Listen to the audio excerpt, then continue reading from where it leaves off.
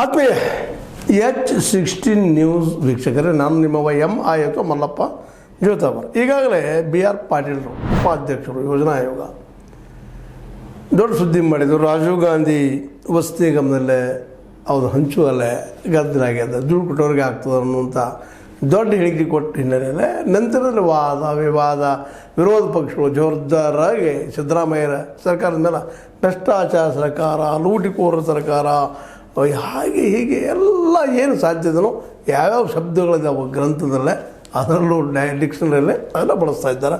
ಬಳಸಲು ಏನು ಅಡ್ಡಿಯಿಲ್ಲ, ಯಾಕಂದರೆ ಆರೋಪ ಮಾಡೋದು ತಪ್ಪೇನಲ್ಲ. ಯಾಕಂದ್ರೆ ಆರೋಪ ಪ್ರೂವ್ ಮಾಡೋದು ಅಷ್ಟೇ ಕಷ್ಟದ. ಅದಕ್ಕೆ ಇದನ್ನು ಪ್ರೂವ್ ಮಾಡಬೇಕಾದ್ರೆ BR ನಮ್ಮ ಪಾಟೀಲ್ ಹೆಂಗೆ ಏನು ಅನ್ನೋದು ಅದಕ್ಕೊಂದು ಏನೋ ಒಂದು ವಿಡಿಯೋ ಅದ. ಅದರಲ್ಲೂ ವಿಶೇಷವಾಗಿ ಹಣ ನೀಡಿದ್ರು ಅಷ್ಟೇ ಮಣಿ ಅನ್ನುವಂಥ ಮಾತನ್ನು ಏನು ಆರೋಪ ಮಾಡಿದರು. ಆ ಆಳಂದ ತಾಲೂಕಿನ ದಂಗಾಪುರ ಗ್ರಾಮ ಪಂಚಾಯಿತಿ ಉಲ್ಲೇಖ ಮಾಡಿದ್ದಾರೆ. ಆ ದಂಗಾಪುರ ಗ್ರಾಮ ಪಂಚಾಯಿತಿಲಿ ಫಲಾನುಭವಿಗಳ ಏನು ಹಂಚುದಿಲ್ಲ, ಆ ಸಂದರ್ಭ ದುಡ್ಡು ವ್ಯವಹಾರ ಆಗಿದೆ ಅನ್ನೋದು ಒಂದು ಆರೋಪ ಅದ. ಅದಕ್ಕೆ ಮಾಡಿದ್ದು ಏನೋ ಅದಾವೆ. ಈಗಾಗಲೇ ಅದ ನಮ್ಮ ಏನಪ್ಪ ಅಂದ್ರೆ ವಿಡಿಯೋಗಳಲ್ಲೇ ಯೂಟ್ಯೂಬ್ಗಳಲ್ಲಿ ಹರಿದಾಡ್ತಾ ಇದ್ದಾರೆ. ನೀವು ನೋಡ್ರಿ, ಅದು ಸಮಾಜ ಜಾಲತಾಣದಲ್ಲೇ. ಈಗ ಅದ್ರ ಜೊತೆಗೆ ಇನ್ನೊಂದು ಆರೋಪ ಮಾಡಿದ್ದಾರೆ ನಮ್ಮ BR ಪಾಟೀಲರು. ಯಾಕೆ ಈ ರೀತಿ ಮಾಡ್ತಾ ಇದ್ದಾರೆ? ನೋಡ್ರಿ, ಇದ್ದಿದ್ದು ಕಾರಣ ಅದರಲ್ಲಿ ಎರಡು ಮಾತಿಲ್ಲ. ಭ್ರಷ್ಟಾಚಾರ ಅಂತಿ ನಿಂತಿಲ್ಲ, ಯಾರು ಸರ್ಕಾರ ಗೆಲ್ಲೋದು ಇಲ್ಲ, ದುಡ್ಡು ಕೊಡಲಾರ್ದು ಯಾವ ವ್ಯವಹಾರ ಆಗೋದು ಇಲ್ಲ, ಅಡ್ಡಾಡಿ ಸಾಯ್ಬೇಕಾಗ್ತದೆ, ಅದು ಮಾತು ಬೇರೆ. ಆದರೆ ಈಗ ಏಕಾಏಕಿ ಮತ್ತೊಂದು ಆರೋಪ ಮಾಡ್ತಾ ಇದ್ದಾರೆ. ಅದು ಏನಪ್ಪ ಅಂದ್ರೆ, ಶಾಸಕರಿಗೆ ಮಾಹಿತಿ ಕೊಡದೆ ಆಳಂದದಲ್ಲಿ ವಸತಿ ಶಾಲೆ ಭೂಮಿ ಪೂಜೆ ನೆರವೇರಿಸಿದ್ದು ನಮ್ಗೆ ತಿಳಿಸ್ಬೇಕಲ್ಲ. ಯಾಕಂತಂದ್ರೆ KKRDB ಮೂಲಕ, ಅದರಲ್ಲೂ ಕಲ್ಯಾಣ ಕರ್ನಾಟಕ ಡೆವಲಪ್ಮೆಂಟ್ ಇದರಿಂದ ನಾವು ದುಡ್ಡು ಇಸ್ದು ಕೊಟ್ಟಿದ್ವಿ ಬಿಲ್ಡಿಂಗಿಗೆ. ಮತ್ತು ಈಗ ಅಲ್ಪಸಂಖ್ಯಾತರ ಇಲಾಖೆಯಿಂದ ದುಡ್ಡು ಕೊಡಿಸಿದಿರಿ, ಅಟ್ಲೀಸ್ಟ್ ನಮ್ಗೆ ಹೇಳಬೇಕಲ್ರಿ ಏನು ಮಾಡಿದಿರಿ ನೀವು ಅಂತೇಳಿ. ನಮ್ದು ಏನೂ ಅಲ್ಲಿ ಇಲ್ಲೇ ಇಲ್ಲ, ಅಲ್ಲಿ ಶಾಸಕರು ನಾವು ಅನ್ನುವಂಥ ಮಾತನ್ನು ಮಾತಾಡ್ತಾ ಇದ್ದಾರೆ. ಶಿಷ್ಟಾಚಾರದ ಉಲ್ಲಂಘನೆ ಆಗಿದೆ, ಈ ಬಗ್ಗೆ ವಿಧಾನಸಭಾ ಸ್ಪೀಕರ್ಗೆ ಹಕ್ಕುಚ್ಯುತಿ ಮಂಡಿಸಿ ಪತ್ರ ಸಹ ಸಲ್ಲಿಸಿದ್ದೇನೆ ಅಂಥೇಳಿ ಮತ್ತೊಂದು ವಿವಾದನ ಹುಟ್ಟಾಕಿದ್ದಾರೆ. ಈ ವಿವಾದಗಳ ಹಿನ್ನೆಲೆಯಲ್ಲಿ ಏನಪ್ಪ ಇದು ಅಂತೇಳಿ ಇಲ್ಲೊಂದು ಮತ್ತೆ ಕ್ಲಿಯರೆನ್ಸ್ ಕೊಡ್ತಾ ಇದ್ದಾರೆ. ಯಾಕೆ ಈ ವಿವಾದ ಹುಟ್ಟಿದ್ರೆ, ಆಳಂದ ಕ್ಷೇತ್ರದಲ್ಲಿ ಮೌಲಾನಾ ಆಜಾದ್ ಮಾದರಿ ವಸತಿ ಶಾಲೆ ನಿರ್ಮಾಣಕ್ಕೆ ಈಗಾಗಲೇ KKRDB ಅನುದಾನ ಮಂಜೂರು ಮಾಡಿದೆ. ಅದಕ್ಕೆ ಈಗಾಗಲೇ 17 ಕೋಟಿ ಎಷ್ಟು ಮಂಜೂರು ಮಾಡಿದ KKRDB. ನಾನು ಬೇಡಿಕೆ ಇರಿಸದೇ ಇದ್ದರೂ ನನ್ನ ಗಮನಕ್ಕೂ ತರದೆ ಅಲ್ಪಸಂಖ್ಯಾತರ ಇಲಾಖೆ ಅದೇ ವಸತಿ ಶಾಲೆಗೆ 17 ಕೋಟಿ ಕೊಟ್ಟಿದೆ. ಒಂದು ದುಡ್ಡಲ್ಲ, ಎರಡು ದುಡ್ಡಲ್ಲ, 17 ಕೋಟಿ ರೂಪಾಯಿ ಕೊಟ್ಟದ. ಎರಡನೇ ಸಲ ಅದಕ್ಕೆ ಕೊಟ್ಟಿದ್ದಾರೆ. ಯಾಕೆ ನನಗೆ ಯಾಕೆ ಕೇಳಿಲ್ಲ, ನನ್ನ ಕ್ಷೇತ್ರ ಹೋದಲ್ಲೋ, ಏನು ಕಾರಣ ಕೊಟ್ಟರು, ಎದಕ್ಕೆ ಕೊಟ್ಟರು ಅನ್ನೋದು ಮತ್ತೊಂದು ವಿವಾದನ ಹುಟ್ಟಾಗಿದ್ದಾರೆ. ಇವೆರಡೂ ವಿವಾದಗಳಿಂದ ಮತ್ತೆ ಚರ್ಚೆ ಶುರುವಾಗಿಬಿಟ್ಟದ. ಏನಪ್ಪ ವಿಶ್ವಾಸ ತೆಗೆದುಕೊಳ್ಳೋದಿಲ್ಲ ಏನೋ ಸಿದ್ದರಾಮಯ್ಯ ಸರ್ಕಾರ ಅನ್ನುವಂಥಕ್ಕಾಗಿ ಈ ಎಲ್ಲ ನೆಲೆಯಲ್ಲಿ ಸಿದ್ದರಾಮಯ್ಯರು ಕಡೆಗೆ ಬ್ಯಾಸತ್ತ 25ನೇ ತಾರೀಕಿಗೆ ನೀವು ಬರ್ರಪ್ಪ, ಏನು ನಿಮ್ಮದೇನು ಸಮಸ್ಯೆ ಹೇಳಿ ಬರ್ರಿ ಅನ್ನುವಂಥ ಮಾತನ್ನು ಸಿದ್ದರಾಮಯ್ಯರು ತಿಳಿಸಿ ಕರೆದಿದ್ದಾರೆ. ಇನ್ನು ಏನು ಡೆವಲಪ್ ಆಗೋದು ನೋಡೋರು ಮುಂದಿನ.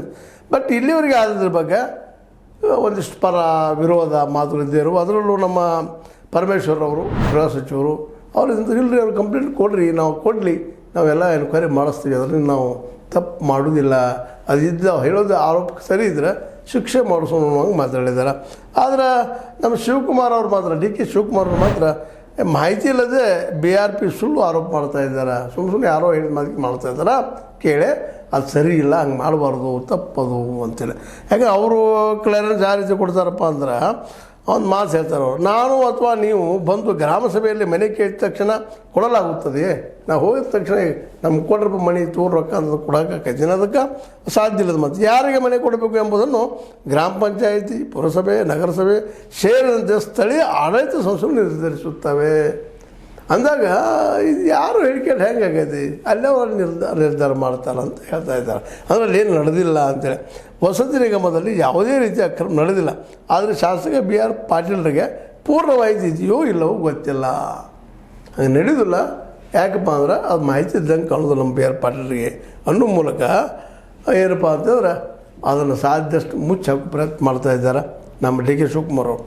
ಆದರೆ ನಮ್ಮ HD ಕುಮಾರಸ್ವಾಮಿಗಳು ಆ ಮಾತನ್ನು ಒಪ್ಕೊಳ್ಳೋದಿಲ್ಲ. ಅವ್ರೇನು ಹೇಳ್ತಾರಪ್ಪ ಅಂತಂದ್ರೆ, ವಿಧಾನಸೌಧದಲ್ಲಿ ಮಧ್ಯವರ್ತಿಗಳ ಅವಶ್ಯಕತೆ ಇಲ್ಲದಂತೆ ಸಚಿವರೇ ಎಲ್ಲವನ್ನು ಶುರು ಮಾಡಿಕೊಂಡು ಎಷ್ಟು ಕೊಡಬೇಕೆಂದು ಆಯಾ ಇಲಾಖೆಗಳಲ್ಲಿ ಫಿಕ್ಸ್ ಮಾಡಿಕೊಂಡಿದ್ದಾರೆ. ಇವರು ಹೊಸ ಆರೋಪ ಮಾಡಿದರು. ಫಿಕ್ಸ್ ಮಾಡಿದ್ರೆ ಆಯಾ ಇಲಾಖೆಗಳಿಂದ ಎಷ್ಟು ಕೊಡಬೇಕಂತೇಳಿ ಆ ಕೊಡೋ ಸಲುವಾಗಿ ಅವ್ರಿಂದ ಏನು ಮಾಡ್ತಾರಪ್ಪ, ಇಲ್ಲಿ ದುಡ್ಡು ಎಬ್ಬಿಸ್ತಾರೆ ಅನ್ನುವಂಥ ಮಾತು. ಇದು ಎಲ್ಲ ಸರ್ಕಾರಗಳಲ್ಲಿ ಇದ್ದಿದ್ದನ್ನು, ಇವ್ರ ಸರ್ಕಾರದವ್ರು ಹಿಂದೆ ಇದ್ದಿದ್ದನ್ನು ಇಲ್ಲ ಅಂತಲ್ಲ, ಇವತ್ತಿನ ಆರೋಪ ಮಾಡ್ತಾ ಇದ್ದಾರೆ. ಮಾಡಲೇಬೇಕಾಯ್ತು. ಅಟ್ಲೀಸ್ಟ್ ತಮ್ಮ ಸರ್ಕಾರದಲ್ಲಿ ಇದ್ದಿದ್ದನ್ನು ನಾವು ಮರೆತು ಬಿಡಲಿ, ಬಟ್ ಇದನ್ನು ತೆಗಿಲಿ ಹೊರಗೆ. ಯಾಕಂದ್ರೆ ಇಂದು ನಾಳೆ ಇವರು ಬಂದಾಗ ಅವ್ರು ತೆಗೆಯುವಂಥ ಪ್ರಸಂಗ ಬರ್ತದೆ. ಅಡ್ಡಿ ಇಲ್ಲ, ಮಾಡಲಿ ಅದನ್ನು. ಹೀಗಿರುವಾಗ ವಸತಿ ಇಲಾಖೆಯಲ್ಲಿ ಹಣ ಕೊಟ್ಟವ್ರಿಗೆ ಮನೆ ಎಂದು ಶಾಸಕ ಬಿ ಆರ್ ಪಾಟೀಲ್ ಅವರು ಹೇಳಿಕೆ ನೀಡೋದ್ರಲ್ಲಿ ಏನು ಆಶ್ಚರ್ಯ ಇಲ್ಲ. ದುಡ್ಡು ಕೊಟ್ಟೆಲ್ಲ ಫಿಕ್ಸ್ ಆಗಿರ್ತದೆ. ಮೊದಲೆಲ್ಲ ಆಫೀಸ್ ಪ್ರತಿಯೊಂದು ಇಲಾಖೆ ಇಂಥ ಸ್ಟಾಕ್ ಬರ್ಬೇಕಂತಿರ್ತದೆ.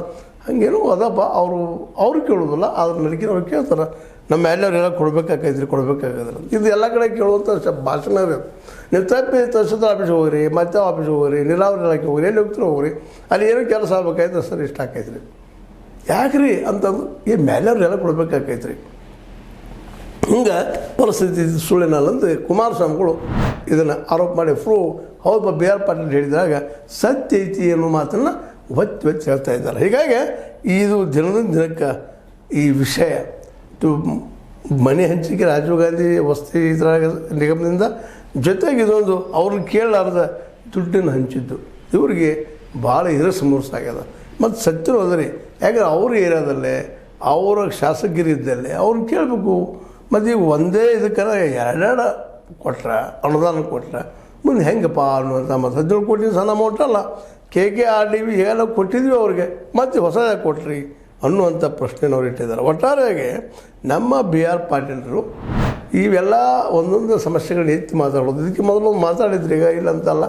ಹಾಗೂ ದೊಡ್ಡದಿದ್ದು ಆ ಟೈಮ್ದಾಗ ಇವ್ರಿಗೇನೋ ಉಪಾಧ್ಯಕ್ಷರ ಮಾಡಿ ಮತ್ತೇನೋ ಮಾಡಿ ಸಮಾಧಾನ ಮಾಡೋ ಪ್ರಯತ್ನ ಮಾಡಿದ್ರೆ ಕಾಣ್ತದೆ. ಬಟ್ ಮತ್ತೆ ಈಗ ಇರ್ತದೆ, ಮತ್ತೆ ತೊಂದರೆ ಆಗ್ಯದ ಇವರಿಗೆ ಅನ್ನುವಂಥದ್ದು. ಅದರಲ್ಲೂ ಮುಖ್ಯವಾಗಿ ಈ ಬೆಂಗಳೂರಿನ ಇದ್ದಾರೆ ನಾವು ಹೆಚ್ಚು ನೌಕರಿ ಮಾಡ್ತಿರಪ್ಪ, ನಮಗೆ ನೀವು ಮಾಡಿದ್ರು ಅನ್ನೋದು ಭಾವನೆ ಇರ್ಬೋದು. ಅದು ನಮ್ಮ ಸಚಿವರು ಮಾಡಲಿಲ್ಲ ಅನ್ನೋಂಥ ಅಸಮಾಧಾನ ಅವ್ರಲ್ಲಿ ಇರ್ಬೋದು. ಅಸಮಾಧಾನದ ಸಹಜ ಇರೋದನ್ನ ಯಾರಿಗಾದರೂ, ಯಾಕಂದರೆ ಸೀನಿಯರ್ ಲೀಡರ್ ಇದ್ದಾರೆ. ಮತ್ತು ಅದರಲ್ಲೂ ಕಲಬುರಗಿ ಏರಿಯಾದಲ್ಲಿ, ಆಳಂದಲ್ಲೇ ಭಾಳ ದೂರದ ಕರ್ನಾಟಕದಿಂದ ಇದೆ ಡೆಡ್ ಎಂಡಿಗಿದ್ದಂಥ ಏನಪ್ಪ ತಾಲೂಕುಗಳ. ಹೀಗಾಗಿ ಅವರು ಒಂದಿಷ್ಟು ಹೆಚ್ಚು ನಮಗೂ ಒಟ್ಟು ಅವಕಾಶ ಕೊಡ್ರಿ, ನಾವು ಸ್ವಲ್ಪ ಏನಾದರೂ ಒಟ್ಟು ಒಳ್ಳೇದು ಮಾಡ್ಕೊಳ್ತೀವಿ, ಕೆಟ್ಟದ್ದು ಮಾಡ್ಕೊಳ್ತೀವಿ ಅನ್ನೋದು ಮನುಷ್ಯ ಇರ್ಬೋದು. ಆದರೆ ಅವ್ರು ಮಾಡಿದಂಥ ಈ ಒಂದು ಆರೋಪಗಳಿಂದಾಗ ಇವತ್ತು ವಿರೋಧ ಪಕ್ಷಕ್ಕೆ, ಅದು BJPಗಂತೂ ದೊಡ್ಡ ಹಾಲುಮಾನ ಹಾಕಿ ಕೊಟ್ಟಂಗೆ ಆಗಿಬಿಟ್ಟದು. ಎದ್ದ ತಕ್ಷಣ ಇದೇ ವಿಷಯ ತೆಗೆದುಕೊಂಡ ಸ್ವತಃ ನಿಮ್ಮ ಪಕ್ಷದ ಮಾತಾಡಲಿಕ್ಕಿದ್ದಾರೆ, ಭ್ರಷ್ಟಾಚಾರ ಆಗ್ಯದ, ಲೂಟಿಕೋರದ್ರಿ, ಪ್ರತಿಯೊಂದು ಪರ್ಸೆಂಟೇಜ್ ತೋದ್ರಿ ಅನ್ನೋಂಥ ಆರೋಪ ಪ್ರಚಾರೋಪ ನಡೆದಿದ್ದಾವೆ. ಅದ್ರ ಅಲ್ಲಗಳಾಗ DK ಶಿವಕುಮಾರ್ ಅಂತವರು ಇಲ್ಲ ಅಂತ ಅವ್ರು ಹೇಳ್ತಾ ಇದ್ದಾರೆ. ಬಟ್ ಜನ ಇದನ್ನೆಲ್ಲ ಅನುಭವಿಸಿದವರು ಇಲ್ಲಪ್ಪ ಐತಿ ಮಾರಾಯರ ಅಂತ ಅವ್ರು ಹೇಳ್ತಾ ಇದ್ದಾರೆ. ಒಟ್ಟಾರೆಯಾಗಿ ಬಿ ಆರ್ ಪಾಟೀಲರ ಈ ಒಂದು ಆಕ್ಷೇಪ, ಈ ಒಂದು ವಿರೋಧ ಪಕ್ಷಗಳಿಗೆ ದೊಡ್ಡ ಆಹಾರವನ್ನು ಒದಗಿಸಿದೆ ಅನ್ನೋದು ಎರಡು ಮಾತಿಲ್ಲ. ಆದರೂ ಬಿ ಆರ್ ಪಾಟೀಲರ ಸಿದ್ದರಾಮಯ್ಯ ಕರೆಸಿ ಮಾತಾಡೋರಿದ್ದಾರೆ, ಮಾತಾಡಲಿ. ಜೊತೆಗೆಲ್ಲ ಎಣ್ಣೆ ಆಗಿದೆ, ಸರಿಪಡಿಸಲಿ. ಅದನ್ನು ಬರೀ ಮುಚ್ಚಾಕೋದು, ರಪ ಮಾಡೋ ಕೆಲಸ ಬಿಟ್ಟ ಒಂದಿಷ್ಟು ಜನಪರವಾದ ಕಾಳಜಿ ನಿಜವಾಗಿ ತೋರಿಸಿ ಅಲ್ಲಿ ಆದಂಥ ಅನ್ಯಾಯಕ್ಕೆ ಪರಿಹಾರ ಹುಡುಕುವಂಥ ಕೆಲಸವನ್ನು ನಮ್ಮ ಸಿದ್ದರಾಮಯ್ಯ ಮಾಡಿದರೆ ಭಾಳ ಒಳ್ಳೆಯದು ಅಂತ ಹೇಳ್ತಾರೆ. ಜೊತೆಗೆ ಇನ್ನೊಂದು ಮತ್ತು ನಾವು ಗಮನಿಸಬೇಕಾಗಿದೆ, ಬಿ ಆರ್ ಪಾಟೀಲರು ಒಂದು ರೀತಿ ಸಮತಾವಾದ ನೆಲೆಗಟ್ಟಲ್ಲಿ ಬೆಳೆದು ಬಂದಂಥವ್ರು, ಬಡತನ ಜನರ ಬಗ್ಗೆ ನೆಲಕ್ಕೆ ಬಂದಂಥವ್ರು, ಒಬ್ಬ ನಿಜವಾದ ಜನರ ನಾಯಕರು ಇದ್ದಿದ್ದೇನು ಸುಳ್ಳಲ್ಲ. ಅಂಥವ್ರು ಒಂದಿಷ್ಟು ಏನೋ ಇದಾಗಬೇಕು, ಏನೋ ಒಂದು ಸಚಿವರಾಗಬೇಕು, ಮಾಡಬೇಕು ಅನ್ನೋ ಆಸೆ ಇರೋದು ಸಹಜ. ಹಂಗೇನೋ ಅವ್ರಿಗೆ ಬೇಕಾಗ್ಯದ ಕಾಣ್ತದೆ.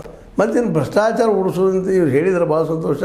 ಭ್ರಷ್ಟಾಚಾರ ಉಳಿಸೋದಂತ ಇವ್ರು ಸ್ವಲ್ಪ ಮಾತಲ್ಲ, ಸ್ವತಃ ಜನನೇ ನಿರ್ಧಾರ ಮಾಡಿ ಈ ಇದ್ದ ಗೌರ್ಮೆಂಟ್ಗಳನ್ನೆಲ್ಲ ಮನೆಗೆ ಕಳಿಸಿ ಹೊಸ ರಕ್ತ ಬರಬೇಕು, ಹೊಸ ವಿಚಾರಧಾರೆ ಜನ ಬರಬೇಕು, ರೊಕ್ಕ ಇಸ್ಕೊಳ್ಳಾರ್ದು ಆರಿಸಿ ಬರುವಂಥ ಜನರು ಬರಬೇಕು. ಜೊತೆಗೆ ಇವ್ರು ಕೊಡಲಾರ್ದು ಆರಿಸಿ ತರುವಂಥ ಕೆಲಸವನ್ನು ಮತದಾರ ಮಾಡಿದಾಗ ಮಾತ್ರ ಇದು ಬಂದಾಗಲಿಕ್ಕೆ ಸಾಧ್ಯನೋ. ಇಲ್ಲದ್ರೆ ಸುಮ್ಮನೆ ನಾವು ನಮ್ಮ ಮಾಸ್ಟರ್ ಹಿರೇನವ್ರು ಹಂಗೆ ಲಂಚ ಅವತಾರ ಅಂತ ಹೇಳ್ತಾ ಹೋಗೋದು, ಅಷ್ಟು ವಯಸ್ಸು ಮುಗಿದು ಹೋಗಿಬಿಡ್ತದೆ.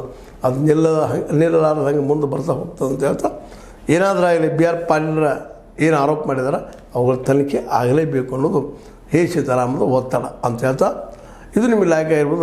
ಲೈಕ್ ಮಾಡಿ, ಶೇರ್ ಮಾಡಿ, ಕಾಮೆಂಟ್ ಮಾಡಿರಿ. ಜೊತೆಗೆ ಸಬ್ಸ್ಕ್ರೈಬ್ ನಿಲ್ಲಿಸ್ಲಿಕ್ಕೆ ಹೋಗ್ಬೇಡ್ರಿ. S16 ನ್ಯೂಸ್ ಸೀತಾರಾಮದು ಸತ್ಯದ ಕೈಗಳಲ್ಲಿ ವಂದನೆಗಳು.